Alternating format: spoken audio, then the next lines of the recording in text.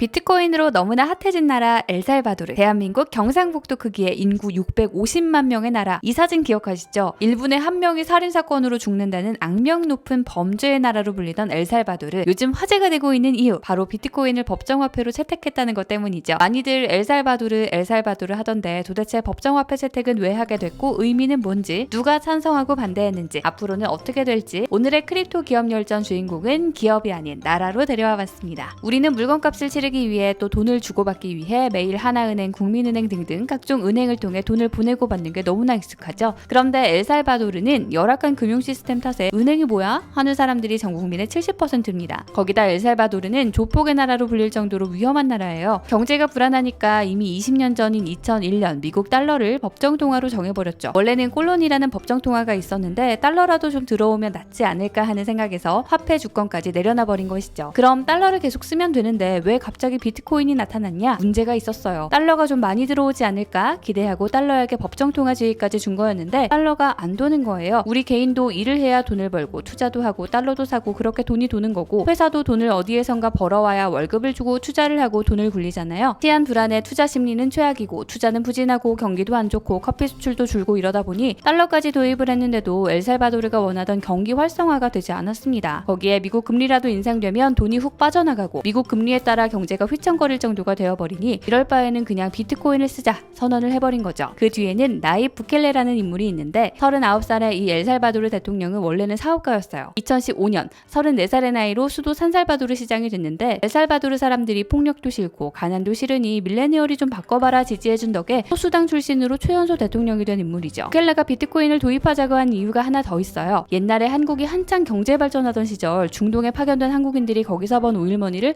한국으로 송금하고 그랬다, 이런 얘기들 가끔 하잖아요. 지금 엘살바도르가 딱 그래요. 나라 안에서 돈을 못 버니까 미국으로 가서 돈을 버는데 이 돈을 다시 엘살바도르로 보내요. 그 돈이 어마어마한데 송금액이 약 7조에 달해요. 무려 엘살바도르 국내 총생산의 23% 규모. 그런데 아까 은행을 제대로 못 쓴다고 했잖아요. 송금 수수료만 4억 달러, 4,700억 원을 낸대요. 이게 누구한테 갔냐? 상당수가 웨스턴 유니언이나 머니그램 같은 송금업체한테 가고 있었던 거죠. 지난 6월이죠. 엘살바도르 국회에서 비트코인을 법정화폐로 채택하는 법안이 통과됐어요. 9월 7일부터는 이게 시행이 되면서 이제 달러와 함께 비트코인이 법정 통화가 된 건데, 물건 살 때나 세금 낼 때 다 쓸 수 있고요. 신분증만 있으면 만들 수 있는 비트코인 전자지갑 치보를 깔면 정부가 30달러어치 비트코인도 줘요. ATM 200대도 설치가 됐어요. 비트코인을 달러로 바꿀 수 있죠.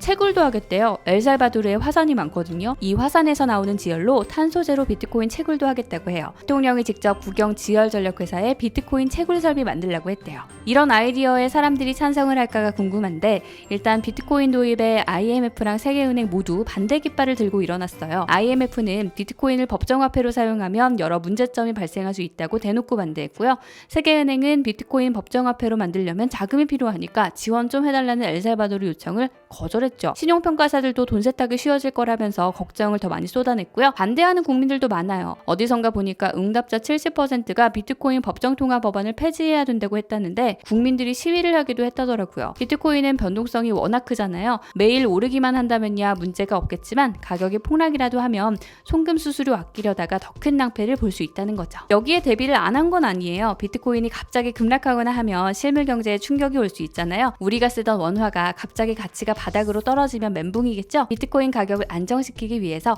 국영은행, 엘살바도르 개발은행이 1,700억 정도의 비트코인 신탁기금을 운영하겠다는 계획도 나왔어요. 찬성하는 쪽도 있고요. 말씀드렸듯 송금 수수료가 싸져서 좋다는 사람들도 있고, 국제기관들과 달리 뱅크 오브 아메리카가 긍정적 보고서를 냈는데, 뱅크 오브 아메리카는 송금 시스템이 간소화되면 수수료 절감해서 좋고, 금융 시스템이 디지털화돼서 좋고, 소비자 입장에선 쓸 수 있는 통화 하나 더 생겨서 좋고, 채굴업체 유치할 수 있어서 좋다면서 긍정적인 이야기를 하기도 했죠. 제일 큰 백은 대통령인 듯 하고요. 엘살바도르가 처음 법정통화로 채택한 딱 그날 비트코인 급락하니까 대통령이 나서서 비트코인 추가 매수했어요 라면서 비트코인 옹호론자가 되기도 했죠. 엘살바도르의 법정통화 실험 성공할까요? 그동안 엘살바도르뿐 아니라 에콰도르, 파나마 같은 중남미 국가들이 달러를 법정통화로 많이 써왔죠. 성공한다면 다른 중남미 국가들도 비트코인을 달러화로 대체하는 사례 늘어날 수도 있을 것 같습니다. 오늘의 크립토 기업 열전 엘살바도르 이야기로 함께 해봤는데요. 여러분의 의견 많이 부탁드릴게요. 함께하고 싶은 기업 있다면 댓글로 많이 달아주시기 바랍니다.